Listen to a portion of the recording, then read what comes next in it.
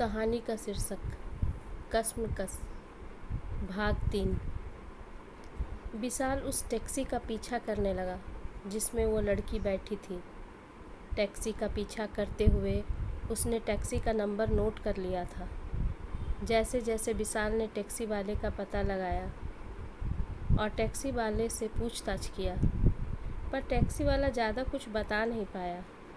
बस इतना बताकर कि वो लड़की कहाँ उतरी थी, टैक्सी वाला चला गया। उधर अपर्णा लगातार फ़ोन कर रही थी, मैसेज कर रही थी, पर विशाल ना तो उसका कॉल उठा रहा था और ना उसके मैसेज का जवाब दे रहा था। विशाल अजीब से कश्मकश में फंस चुका था।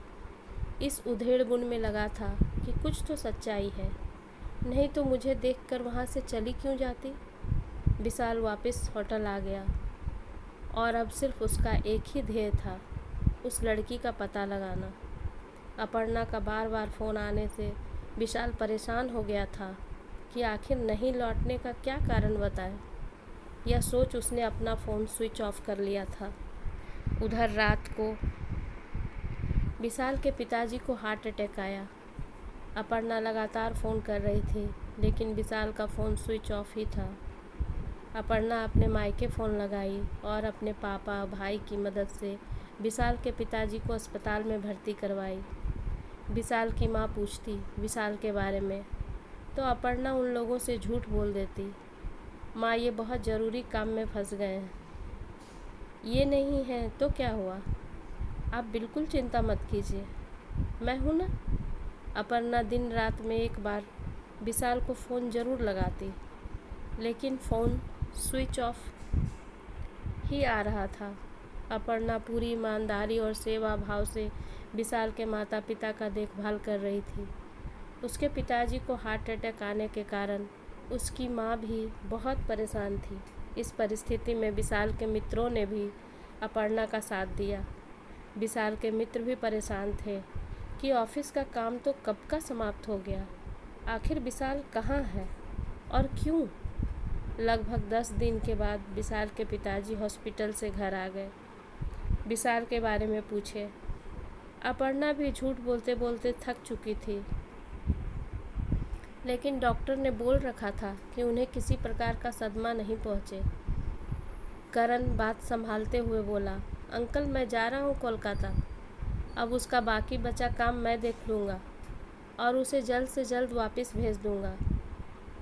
बातों की गंभीरता को समझते हुए बोला, जो लोग विशाल के पिताजी को देखने आते अपर्णा की तारीफ करते नहीं थकते। विशाल के माता पिता आने वाले लोग को बताते विशाल की गैर मौजूदगी में कितनी अच्छी तरह से अपर्णा ने हम लोगों का ख्याल रखा। यह तो काबिले तारीफ है। दूसरी ओर विशाल उस लड़की का पीछा करते करते वहाँ पहुँच गया। ये क्या, ये तो वो बदनाम गली है जहाँ शरीफ लोग आना पसंद नहीं करते। पर विशाल को उस तस्वीर का हकीकत जानना था। विशाल उसके कमरे तक पहुँच गया।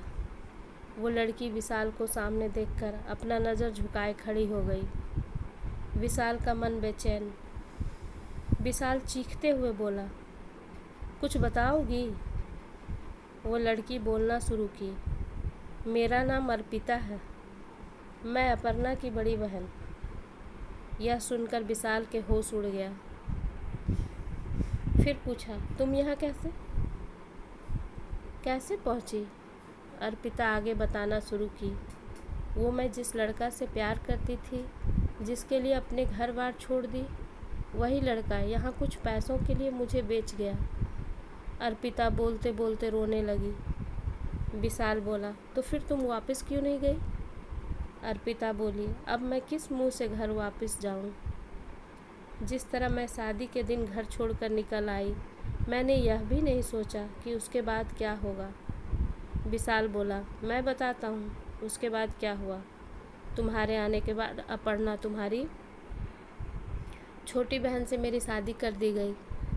वो अपनी गलती का क्षमा मांग रही थी। उसके आंखों से निकले आंसू में पश्चाताप था। यह सुनकर विशाल का मन द्रवित हो गया और उसने वादा किया कि जल्द ही उसे इस गंदगी से निकाल लेगा।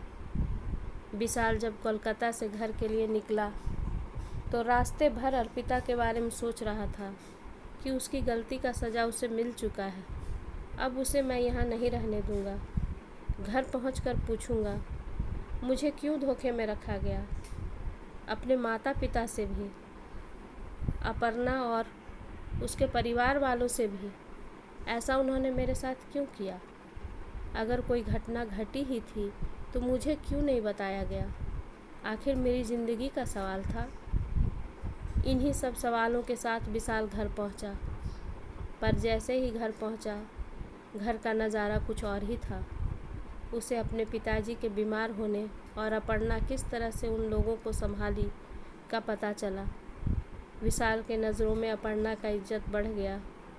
अपर्णा अकेले में जाकर विशाल को बताई कि घर वालों को खबर नहीं है कि पिछले 8-10 दिनों से हमारी बातचीत नहीं हो रही है। पिताजी की बीमारी का खबर आपको नहीं है। मैं उन लोगों को बताई कि आपका काम बहुत ज़रूरी था, इसलिए आप आ नहीं पाए, लेकिन आप पल पल की खबर मुझसे ले रहे थे।